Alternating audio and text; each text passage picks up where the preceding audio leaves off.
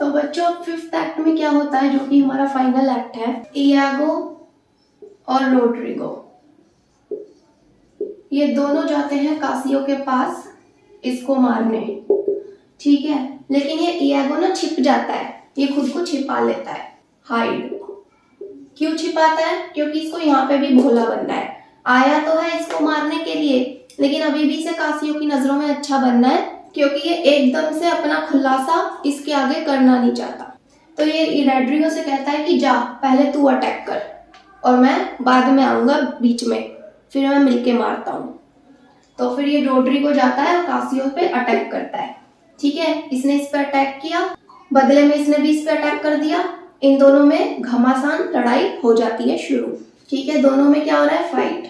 अब इस फाइट में क्या होता है, ये दोनों बुरी तरह एक दूसरे को जख्मी कर देते हैं, ठीक है। कासियो इसको घायल कर देता है और रोड्रिगो भी इसको घायल कर देता है। और अब इयागो बीच में कूदता है लड़ाई में अपने शस्त्र वस्त्र लेकर, और ऐसा शो करता है कि ये इन दोनों की हेल्प के लिए आया है, ठीक है। इसकी भी हेल्प के लिए आया है और इसकी भी हेल्प के लिए आया है। और अचानक से यहाँ पर बाइंका भी आ जाती है। बाइंका भी आ जाती है कैसे? क्योंकि इन दोनों ने कासियो को पकड़ा कब था, जब ये बाइंका के घर से बाहर निकल रहा था, ठीक है। बाइंका वो ये जो प्रोस्टिट्यूट है और इसकी प्रेमिका है, जब ये इसके घर से बाहर निकलता है तभी ये दोनों इस पे हमला कर देते हैं। तो अब जब बाहर लड़ाई होगी किसी के घर, तो घर में तो आवाज आएगी ना। तो ऐसे ही जब बाइंका को कुछ आवाजें आई लड़ाई की, तो ये घर से बाहर निकली और इसने देखा कि कासियो बुरी तरह जख्मी है, ठीक है। इसने देखा कि ये जख्मी है, ही इज बाउंडेड, बहुत चोटें आई हैं इसको। तो ये कासियो को अपने साथ ले जाती है अपने घर, इसको ये यहाँ पे ले जाती है और इसका ट्रीटमेंट शुरू कर देती है, इसको इलाज करवाती है ताकि ये जल्दी ठीक हो जाए, ठीक है। तो अब नोट करिएगा, इयागो सक्सेसफुल नहीं हो पाया कासियो को मारने में या मरवाने में, ठीक है, क्योंकि उसे कौन ले गई, बाइंका ले गई। तो अभी इतना सीन खत्म करते हैं। कासियो अभी जिंदा है, ठीक है। यहाँ मैं लिख देती हूँ, कासियो इज स्टिल अलिव, अभी जिंदा है लेकिन जख्मी है, ठीक है। और अब इधर रोड्रिगो, इयागो अपना गुस्सा रोड्रिगो पे उतार देता है कि तुम्हें एक काम दिया था और तुमसे वो भी ठीक से नहीं हुआ, तुम कासियो को नहीं मार पाए। तो गुस्से में क्या करता है, इयागो इसको ही मार देता है, ठीक है, किल। इयागो किल्ड रोड्रिगो, इसने क्या किया, गुस्से में अब रोड्रिगो को ही मार दिया, बुरी तरह जान से मार दिया। तो अब रोड्रिगो की कहानी खत्म। और इसको इस पे इसलिए भी गुस्सा आता रहता है क्योंकि ये जब देखो डेस्डेमोना कब मिलेगी, ये इसके कानों में बीन बजाता रहता है, जिससे ये दुखी हो चुका था। तो इसने अपना सारा फ्रस्ट्रेशन एक ही झटके में निकाल दिया और इसको खत्म कर दिया। तो अब रोड्रिगो की कहानी खत्म। और अब उधर चलते हैं, डेस्डेमोना और ओथेलो के बीच क्या हो रहा है। अब इधर क्या होता है, डेस्डेमोना अपने रूम में सो रही होती है, she is sleeping in her room, ठीक है, सो रही है ये। और अब रूम में आता है कौन, इसका हस्बैंड ओथेलो। ये आता है और ये देखता है डेस्डेमोना सो रही है। पहले तो वो इसे बहुत प्यार से देखता है क्योंकि ये इससे बहुत ज्यादा प्यार करता था, लेकिन अब उसको इसे मारना पड़ रहा है। तो पहले तो इसे प्यार भरी नजरों से देखता है, लेकिन फिर से इसके दिमाग में वही नफरत आ जाती है और फिर डेस्डेमोना जग जाती है। जैसे कोई भी आता है आहट से जग जाता है सोते में भी, वैसे ही डेस्डेमोना जग जाती है और वो देखती है ओथेलो के हाथ में तकिया है, इसका मतलब वो मुझे मारने आया है। तो वो उससे रिक्वेस्ट करती है, प्लीज मुझे मत मारो, मेरी बातों पर यकीन करो, मैं तुमसे ही प्यार करती हूँ। लेकिन वही है सेम, वो डेस्डेमोना की एक बात नहीं सुनता और इसका गला घोट के वो इसे जान से मार देता है, ठीक है, गला घोट कर मार देता है।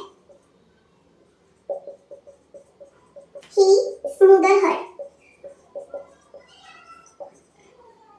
तो अब यहाँ पे डेस्डेमोना का भी काम खत्म, ये भी मर गई, शी किल्ड बाय ओथेलो। तो रोड्रिगो मर गया, डेस्डेमोना भी मर गई। अब आगे देखते हैं क्या होता है। कासियो अभी जिंदा है, मैंने आपको बताया था। अब ये जो सीन हो जाता है डेस्डेमोना का, तो इसके रूम में इसकी अटेंडेंट आती है एमिलिया, क्योंकि उसे पता है ओथेलो इसी के रूम में है। तो ये यहाँ आती है, ये न्यूज लेकर आती है कि मैं न्यूज दे आती हूँ ओथेलो को कि रोड्रिगो तो मर चुका है और कासियो अभी जिंदा है लेकिन जख्मी है। ठीक है, तो ये यही न्यूज देने के लिए इस रूम में आती है।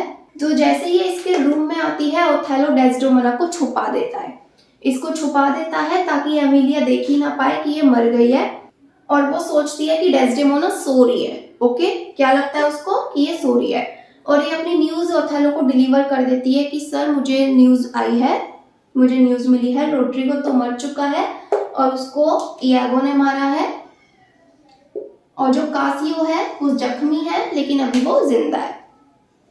तो ये न्यूज इसको मिल जाती है, लेकिन फिर कुछ ही देर बाद उसे लगता है कि डेस्डेमोना कोई हलचल नहीं कर रही, मैं जरा पास जाकर देखती हूँ। तो जब ये पास जाकर देखती है डेस्डेमोना, तो ये समझ जाती है कि डेस्डेमोना मर चुकी है और वो अपनी सिर्फ अंतिम सांसें ले रही होती है। जैसे मरने से पहले कुछ गहरी गहरी सांसें लोग लेते होंगे, तो ये उस टाइप से सांसें ले रही है, और मरने से पहले ये अपने कुछ आखिरी वर्ड बोलती है और उसके बाद ये मर जाती है। और एमिलिया को पता चल जाता है कि ओथेलो ने डेस्डेमोना को मार डाला, और क्यों मार डाला, अपने शक की वजह से। तो अब ये एमिलिया झपट पड़ती है ओथेलो पर और उससे बहुत गुस्सा करती है ओथेलो पर, बोलती है आपने क्यों मारा डेस्डेमोना को, वो आपसे सच्चा प्यार करती थी और इस बात की मैं गवाह हूँ। तो ओथेलो एमिलिया से कहता है तुम झूठ बोल रही हो, तुम सिर्फ उसका साथ दे रही हो, जबकि मेरे पास सारे सबूत भी थे। ठीक है, फिर वो वही रुमाल वाली बात एमिलिया को बताता है।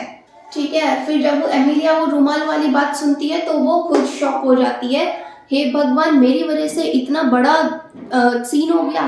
तो वो खुद बता देती है ओथेलो को कि आप गलतफहमी में हैं, वो रुमाल जो है इयागो ने ही मुझसे कहा था कि मैं उसे ला कर दूं। ठीक है, इयागो ने मुझसे खुद बोला था कि मैं डेस्डेमोना के रूम से वो रुमाल चुराकर इसको दे दूं। तो रुमाल तो हुजूर मैंने ही गायब किया था, डेस्डेमोना और कासियो में कोई अफेयर नहीं था।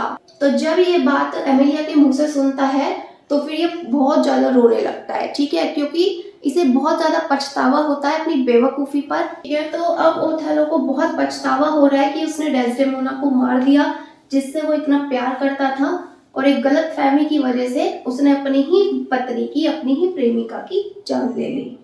और अब वो इंतजार करता है कि कब इयागो उसके सामने आएगा और मैं उसे मारूंगा। तो अब जब इयागो और ओथेलो का आमना सामना होता है, क्योंकि इसका पर्दाफाश हो चुका है, तो अब जब ये आमने सामने होते हैं ओथेलो इस पे अटैक करता है इसको मारने के लिए, लेकिन जैसे ही ये इस पे अटैक करता है मारने के लिए, ये बीच में अपनी पत्नी को ले आता है, एमिलिया को। ठीक है, ये इसको जरिया बनाता है खुद को बचाने का, और ओथेलो गलती से इसे मार देता है। ठीक है, और इयागो मौका मिलते ही यहाँ से भाग निकलता है, रन अवे। ये यहाँ से भाग जाता है और ओथेलो के पास पछतावा करने के सिवा कुछ नहीं होता। तो स्टोरी की एंडिंग कैसी हुई, डेस्डेमोना मर गई, कासियो तो जिंदा है, जख्मी है, बाइंका के पास है। डेस्डेमोना मर गई, कासियो कहाँ है, बाइंका के पास है, जख्मी है। ठीक है, रोड्रिगो मर गया इयागो की वजह से, एमिलिया मर गई इयागो की वजह से, डेस्डेमोना भी इयागो की वजह से मरी है, और बचा कौन, ओथेलो। ये क्या कर रहा है, सिर्फ पछतावा, अपनी बेवकूफी पर उसे गुस्सा आ रहा है। और इयागो इतना सब षड्यंत्र करके अपना बदला लेकर यहाँ से भाग जाता है। तो अब आप तो देखो स्टोरी तो एंड हो चुकी है, लेकिन सबसे ज्यादा सक्सेसफुल कैरेक्टर कौन रहा, इयागो, क्योंकि उसका हर एक प्लान कामयाब रहा। उसने जैसा सोचा वैसा हुआ, उसने जैसा बदला लेना चाहा वैसे उसने लिया, और एंड में पर्दाफाश होने के बाद वो यहाँ से खुद को बचाकर भाग भी गया, यानी कि अपना बदला उसने सक्सेसफुली ले लिया। बाकी इन सबको अपने षड्यंत्र में उसने फंसाया, जिसका अंजाम हम सबके सामने है। तो ये थी हमारी ओथेलो की स्टोरी। आई होप आपको 5 एक्ट समझ आए होंगे। अब मैं आपको थीम्स एक्सप्लेन कर देती हूँ कि आप अपने एग्जाम में ओथेलो से रिलेटेड कोई भी आंसर या क्वेश्चन आता है तो आप उसका आंसर कैसे लिख सकते हैं, कैसे आप उसे अटेंड कर सकते हैं, ठीक है। वैसे तो मैं कोशिश करूंगी समरी और थीम्स सब एक ही वीडियो में एडजस्ट कर दूं। अगर नहीं हो पाता है तो थीम्स का मैं आपके लिए दूसरा वीडियो लाऊंगी, उसका लिंक आपको मिल जाएगा डिस्क्रिप्शन में, तो आप चेक कर लीजिएगा।